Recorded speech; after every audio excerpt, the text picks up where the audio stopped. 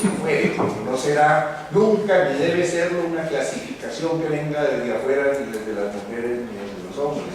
Será una construcción social que la civilización política de la emancipación irá construyendo con el concurso de todos. A ese tipo de historia y a ese tipo de política emancipadora es a lo que yo quiero invitar, junto con todos los otros aportes, matices, escuelas distintas a las que yo he querido aquí comentar. Les reitero el agradecimiento, la felicitación y larga vida para el grupo.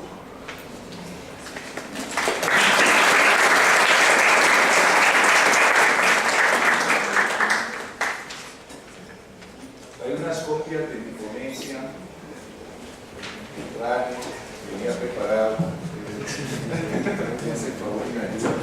Ya está así.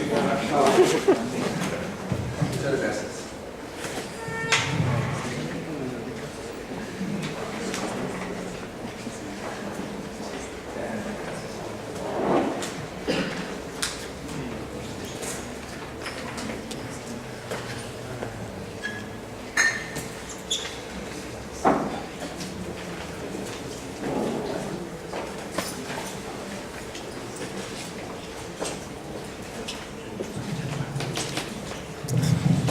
Bueno, ahora antes de continuar o de abrir más bien paso al debate, Sara y yo quisimos como preparar un texto como muy breve que explique un poco como cuál ha sido el proceso de esa iniciativa que estamos planteando hoy, y pues reiterar la invitación para que ojalá todos y todas las personas que vinieron al evento hoy hagan parte de este grupo que quiere formar un espacio nuevo dentro del Departamento de Historia.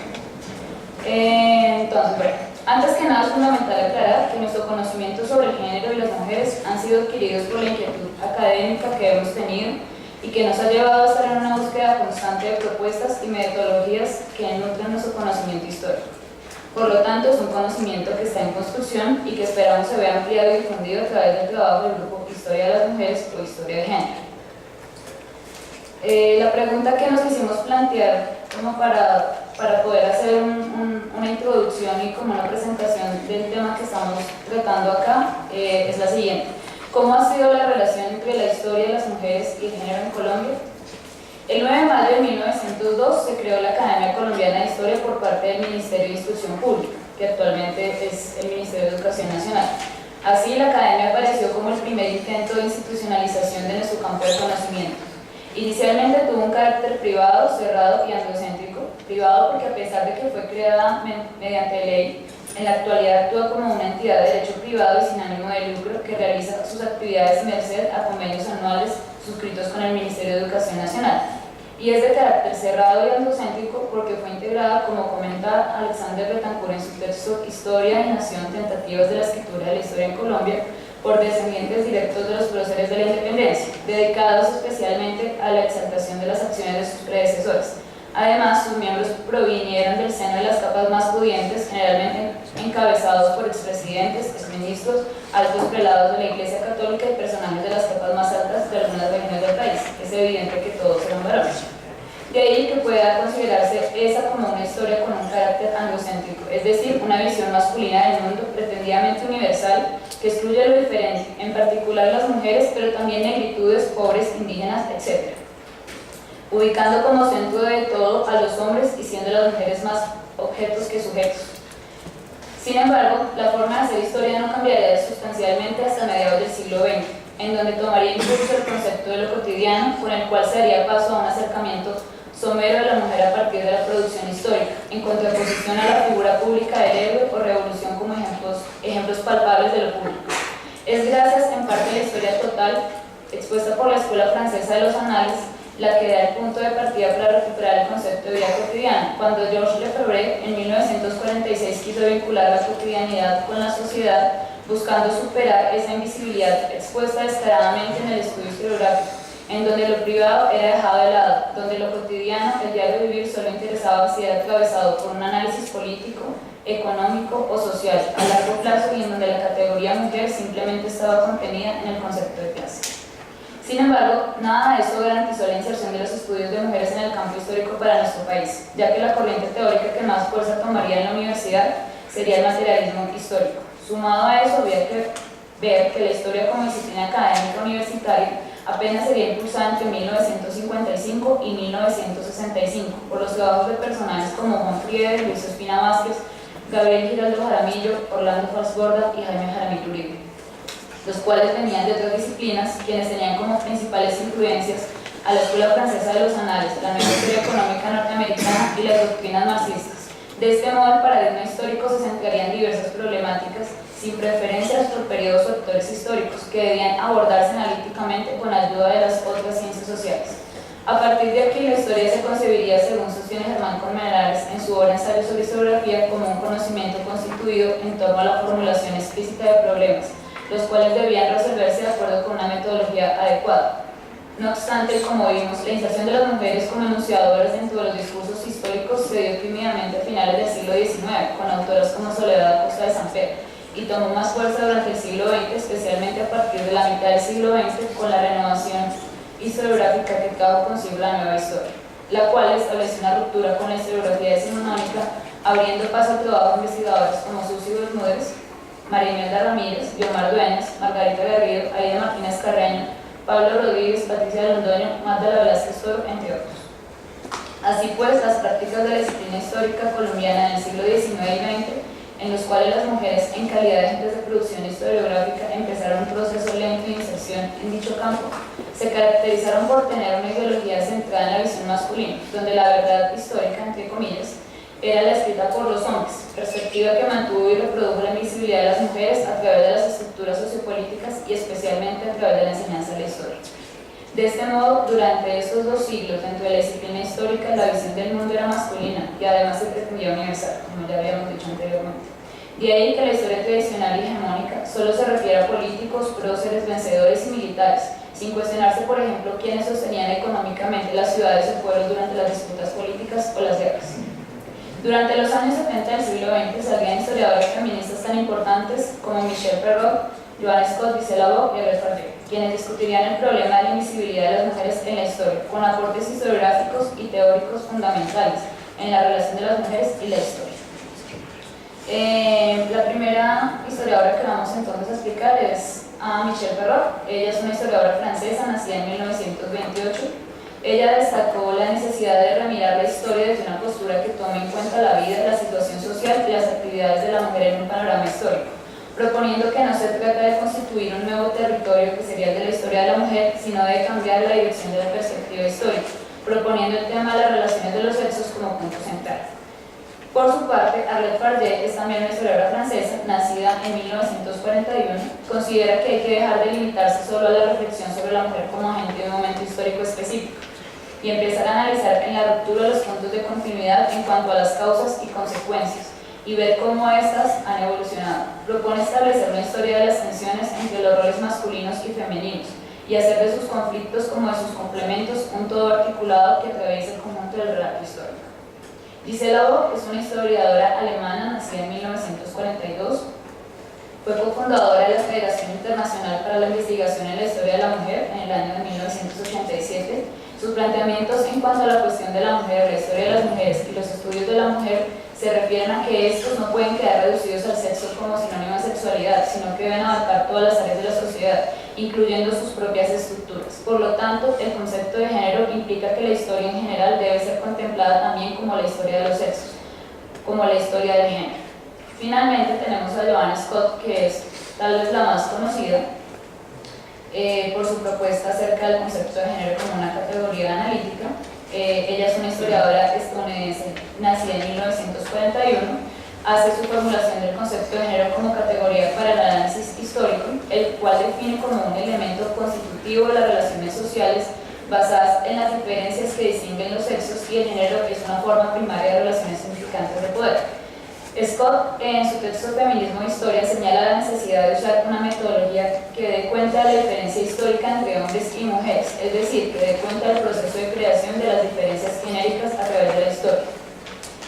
De este modo vemos que tanto Scott como Perrot coinciden en la necesidad de estudiar la historia específicamente con una mirada femenina que señale las especificidades necesidades de la historia de la mujer y formulen la necesidad de su estudio. Y además formulan la necesidad de su estudio.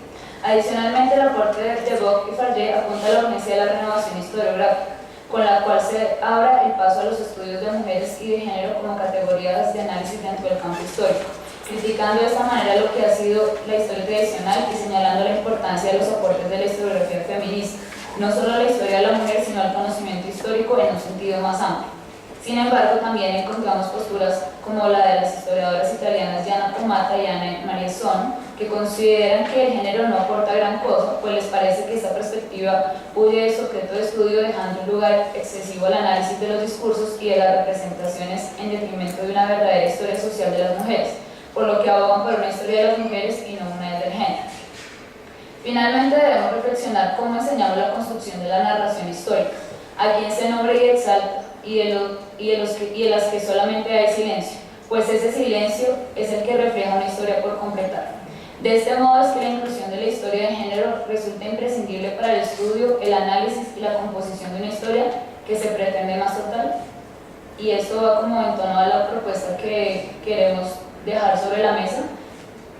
La finalidad de proponer este grupo, digamos, como de discusión que permita un debate teórico, historiográfico y de renovación dentro del departamento y ojalá mucho más amplio, va hacia eso, a reflexionar acerca de cómo construimos la historia. Si digamos que los historiadores lo que hacemos en nuestro oficio es tratar de escribir sobre una verdad, pues tenemos que dar uso de todas las herramientas que tenemos y consideramos que el género es una herramienta bastante fundamental dentro de ese estudio, pues como historiadores. Y la clase es una herramienta fundamental porque visibiliza un montón de grupos que no habían estado en la historia decimonónica, y lo mismo los conceptos de raza, el género está dentro de la misma línea. Entonces, la propuesta que tenemos para el grupo realmente es esa. La idea es hacer debates, ojalá que salgan propuestas revisionistas que permitan como generar otros espacios y hacer como lo que el profesor Ricardo decía hace un rato, como una reescritura de la historia, teniendo en cuenta lo que dijimos, no es hacer una historia, digamos, de la otra orilla, es decir, invertir lo que ha sucedido y hacer la historia solamente de las mujeres, porque entonces caeríamos en lo que ya hemos caído, sino es abogar realmente por una historia un poco más total, porque pues digamos total es como muy pretencioso decirlo, simplemente es una pretensión de acercarnos un poco más a la verdad pues, histórica, si se puede decir de esa manera.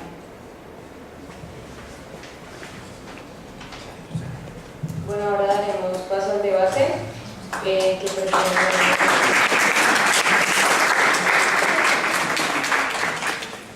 pues inicia el profesor Ron Little, quien es doctor en Historia de la Universidad de Laval, Canadá, magíster en Historia de la misma universidad, ha sido director del Departamento de Historia de la Universidad Nacional y actualmente es profesor de este mismo departamento.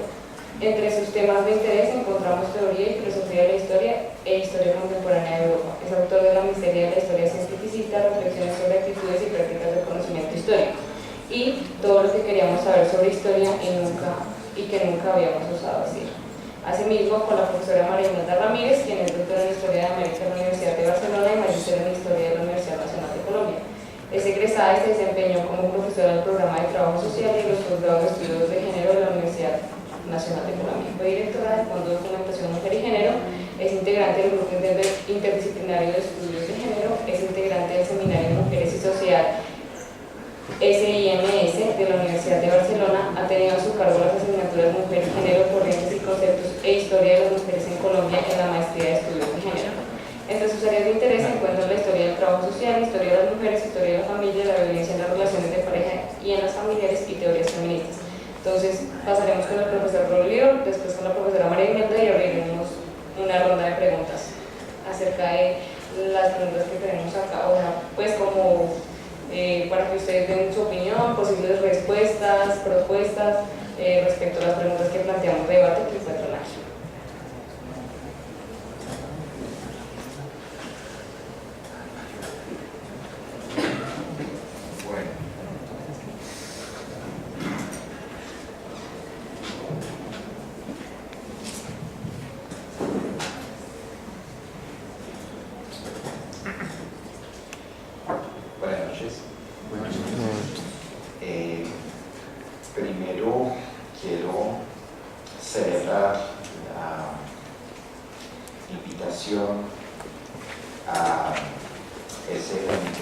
me siento honrado de poder participar en este tipo de debate, pero al mismo tiempo, cuando las organizadoras de ese evento se acercaron para invitarme a ese evento, debo reconocer, debo confesar que me asustó.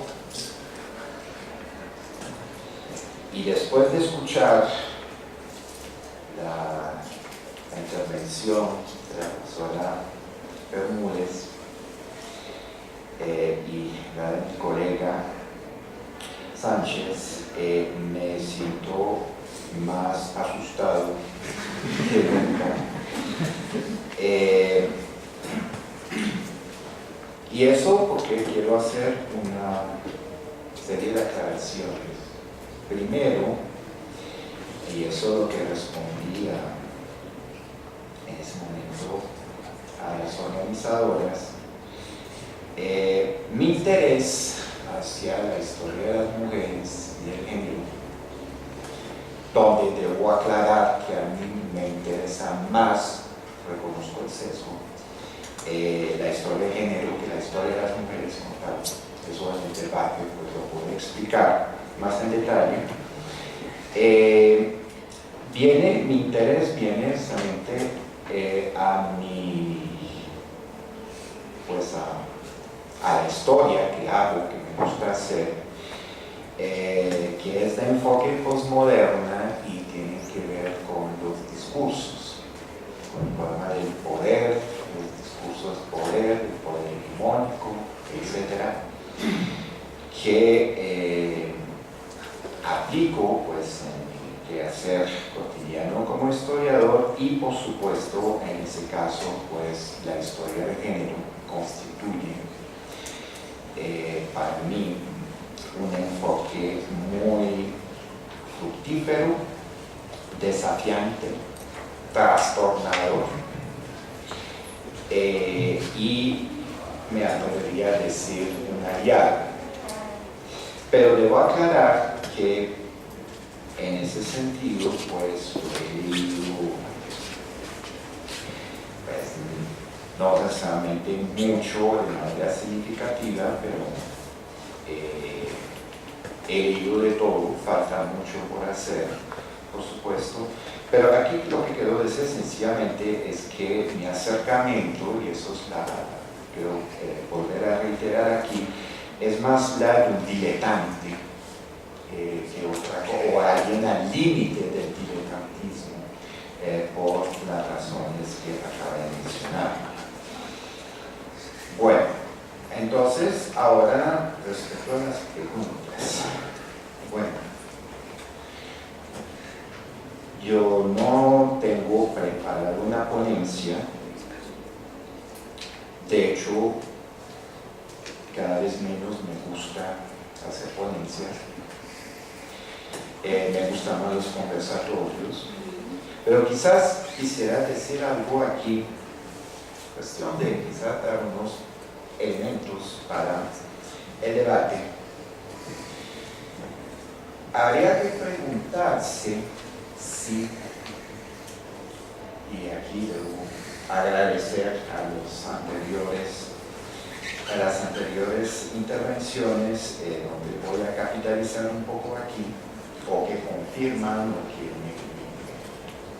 me alimentan unas reflexiones que quisiera compartir aquí respecto a cuando digo el problema que tengo cada vez más con las ponencias. La ponencia, el hilo conductor, A, B, C, punto 1, punto 2, bueno, la cosa aquí bien organizada. Y entonces lanza la inquietud, la pregunta. Precisamente porque otro interés que yo tengo en esa reflexión o el acercamiento que yo he tenido hacia los asuntos de historia del interés o historia de género viene de la noción, pues un autor que particularmente predilecto para mí, que es Jacques Derrida, y que habla del falocentrismo, esa combinación o esa dialéctica entre el falocentrismo y el logocentrismo, y ahí viene el neologismo. Y habría que preguntar hasta qué punto, siguiendo aquí otro autor del 21 que es Gilles Deleuze, en colaboración con Luis Guattari, cuando habla del pensamiento arbolesco. Y creo que una ponencia entra en esa organización, en su hilo conductor, en su tronco, en sus ramificaciones, en ese pensamiento arbolesco, y habría que preguntar, hablando de patriarcado, si no tenemos con una ponencia un buen ejemplo de ese patriarcalismo, o uno de las múltiples, tentacular manifestación de patriarcalismo.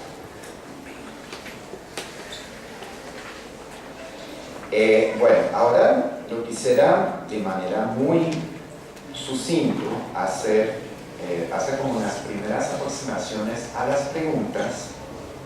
Creo que tenemos la ocasión, y eso es la idea del intercambio y la participación del público, eso espero, para hacer una retroalimentación. Yo diría, también de las preguntas me parece supremamente interesante, y me gustaría responderlas de forma liviana, es decir, haciendo no tanto responder a las preguntas, sino deconstruirlas brevemente, ¿no? Porque podríamos extenderse horas solamente deconstruyendo la primera pregunta, son 7. Bueno, entonces, ahí vamos. Primero, la primera y la segunda pregunta me parece que van juntos. Ya el público está enterado, ¿no? Ah, por favor, eso es importante, porque si no, no sé qué está hablando este man. Yo creo que la primera y la segunda pregunta van juntas. Y haciendo una rápida reconstrucción, pues yo diría que me sorprenden las preguntas, que si existe una historia de las mujeres en Colombia, la segunda pregunta, o si se ha logrado generarse un espacio sólido dentro de la disciplina histórica para la historia de las mujeres. Creo que la ponencia de la profesora Bermúdez respondió a eso. Lo hay mucho. Pero entonces, eso no responde de forma deconstructiva a la pregunta. Pues ahí hay una pregunta que encierra una pregunta. Y me atrevería por el momento a responderla así. No es porque en el Departamento de Historia de la Universidad Nacional de Colombia, sede Bogotá, no hay espacio. De hecho, se va a abrir, ¿no? Porque hay una convocatoria que estamos haciendo dentro de los perfiles, pues está un cupo para mujer y género, para perspectiva de género. Debo decir, porque se merece el reconocimiento de una sugerencia de Jorge Sánchez, es un aplauso. No, en serio, es una conquista importante, pero precisamente yo creo que el problema está ahí, porque lo que hace la profesora María Imelda, la profesora Susi, yo he leído una que parece espectacular, Lola Luna, la profesora española que trabaja sobre temas de historia de las mujeres en Colombia, la socióloga mexicana Virginia Hernández. Hay una tradición, incluso me atrevería a decir una tradición, no en el sentido patriarcal de la palabra, por supuesto, fuerte en historia de las mujeres del género, incluso en el país. Pero hace falta en el departamento de historia. Pero entonces habría que inversar la pregunta. ¿Sí? Eso sería como mi primera observación. La tercera pregunta, ahí sí me tilde con en algunos casos aún. Yo no sería tan optimista, yo diría la mayoría de los casos. Y creo que aquí también la profesora Bermúdez respondió de manera más que suficiente y mejor de lo que podría hacer al respecto. Pues ya entienden que lo mío va hacia el discurso, la deconstrucción y el análisis del discurso. Pero creo que es un aspecto precisamente que hay que tener en cuenta cuando digo mi preferencia hacia la historia de género y la historia de las mujeres. Pero eso, si hay tiempo, lo comentaré al final. La pregunta cuarta es también una pregunta interesante y mi respuesta sería sencilla y contundente, pues todo lo que sirve. Porque si nos limitamos a la concepción positivista de fuente, que es muy patriarcal, dicho sea de paso, pues nos podríamos limitar. Pero mi pregunta, o mi respuesta, como postmoderno, sería todo lo que sirve. Y ahí el abanico es infinito. 5. Una revisión gráfica que permita introducir la perspectiva de género en la historia. Primero respondería que una revisión no hace eso y habría que mirar más bien al revés, ¿sí? Porque hay una perspectiva de género en la historia. Creo que la demostración estuvo más que clara. Pero entonces, eso sí no sabría responder por el momento,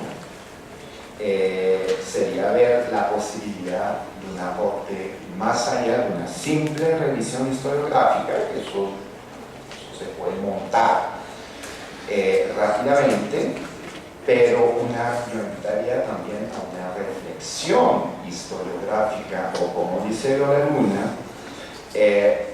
en el sentido de historicidad en la reflexión de los conceptos, por ejemplo, tanto del patriarcado como de los conceptos que entran en la reflexión de género.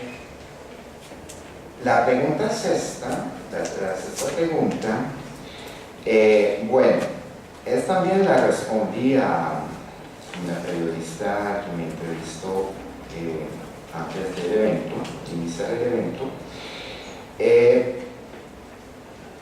Aquí la palabra clave es repercusión, y habría que tener en cuenta dos cosas. Una historia, llamámoslos abusivamente feminista, puede haber en ese momento tenido unos objetivos muy claros. Ahora bien, en el 2012 o 2013, perdón, ¿qué repercusiones? Si las hay, si las hubo, que se hagan las repercusiones que se esperaban, quizás que no. Creo que la misma profesora Bermúdez mencionó pues que hay unos vaivenes, hubo unos deslizamientos, no lo llamaría necesariamente así, pero no es necesariamente lo que era agendado, pero sí se dio algo. Se dio mucho, pero hay también todavía mucho por hacer. Y entonces yo respondería lo mismo respecto a nuestro país, porque por eso hay que tener en cuenta no solamente repercusiones positivas, sino también lo que pueden ser las negativas, porque en el caso francés es interesante de ver que una protesta sociológicamente preocupante de personas que se oponen al matrimonio homosexual, pues el país de la Revolución Francesa, que ha sido una pionera en muchas cosas, sobre todo en los derechos humanos, la dignidad humana, etc., pues eso preocupa. En cambio, en el país no me pregunta o no me sorprende declaraciones como ese último ejemplo. Creo que el senador Gerlain es un excelente ejemplo de que los dinosaurios no han desaparecido todavía. O más bochornoso aún, porque Gerlain, pues tan reaccionario que puede ser, pues es consecuente en sus opiniones, o por lo menos como liberal que soy, pues hay que respetar hasta los imbéciles a expresarse. Eso es un derecho inviolable, pero el asunto del supuestamente deslizamiento semántico de un concejal de Bogotá y más que todo la respuesta que hizo o la disculpa que supuestamente hizo es francamente bochornosa y pasó de cretino a imbécil. Hasta los años PhD, ¿no? Dicho sea de paso. Bueno, entonces la pregunta 7, la última.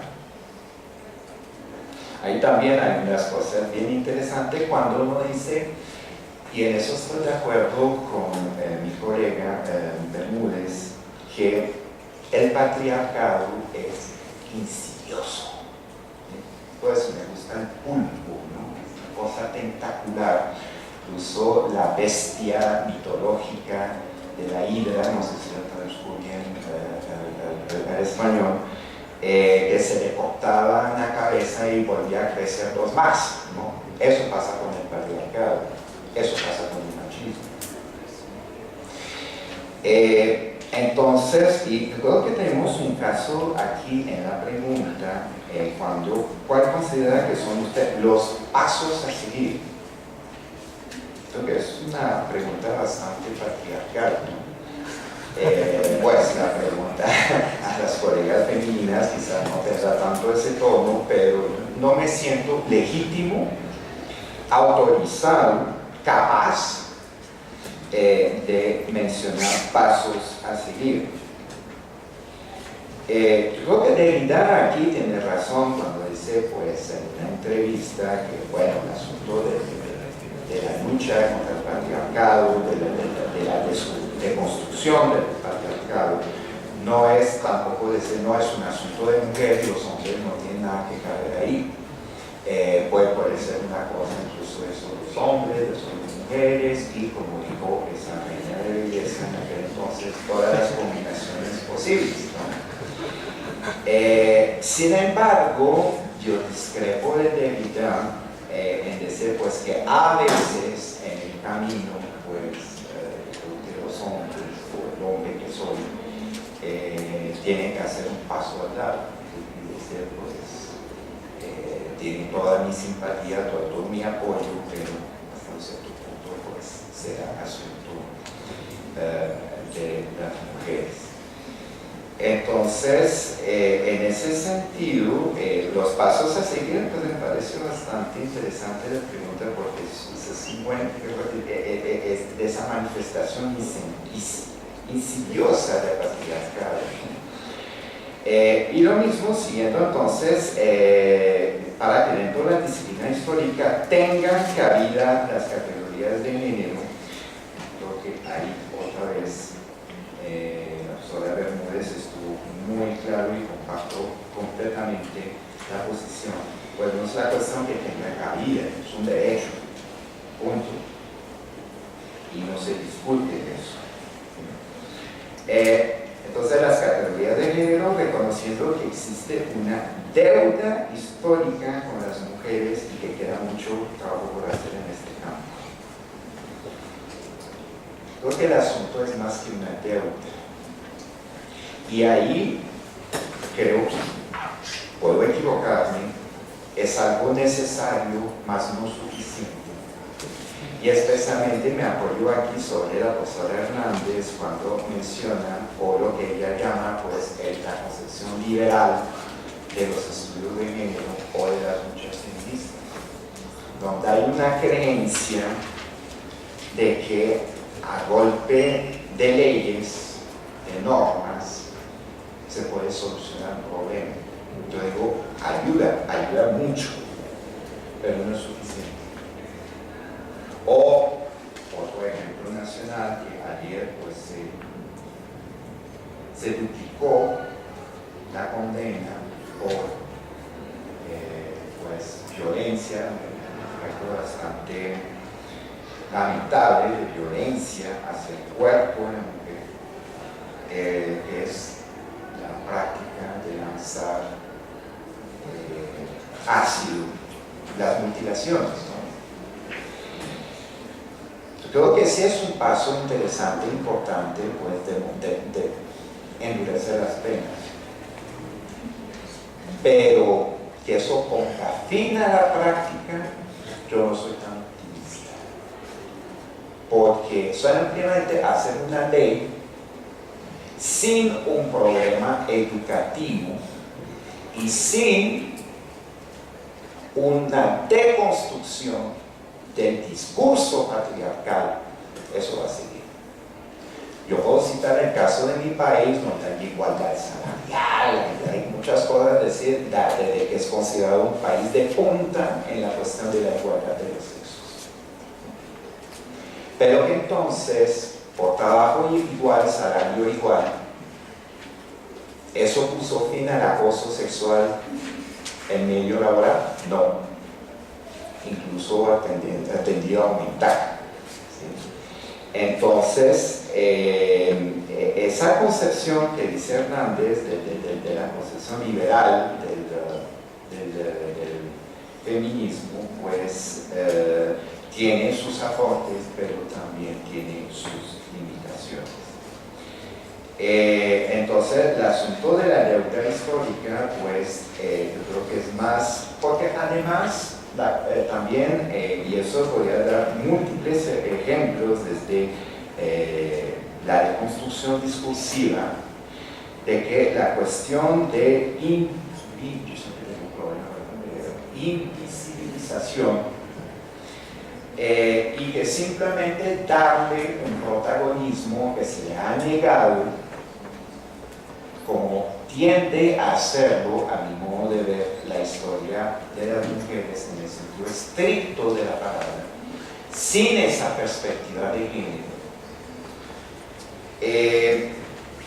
pues habría que preguntarse hasta un cierto punto si estamos llenando vacío, como se ha dicho un momento dado, muchas gracias, se llenan los vacíos con más vacíos, o si se hace visible para invisibilizar más. Porque hay una socióloga de un país cuyo nombre se me escapó, me habló mi hermana en una conversación, hablaba del neomachismo, de lo que ella calificó como neomachismo. ¿Sí? Es decir, es el hombre que se mete supuestamente en las tareas tradicionales de la mujer. Entonces los hombres lavan la loza, cocinan, ayudan en las tareas del hogar, se ocupan de la crianza de los hijos, etc. Pero entonces lo hacen para imponer una nueva forma de dominación. Entonces, un caso así bien concreto,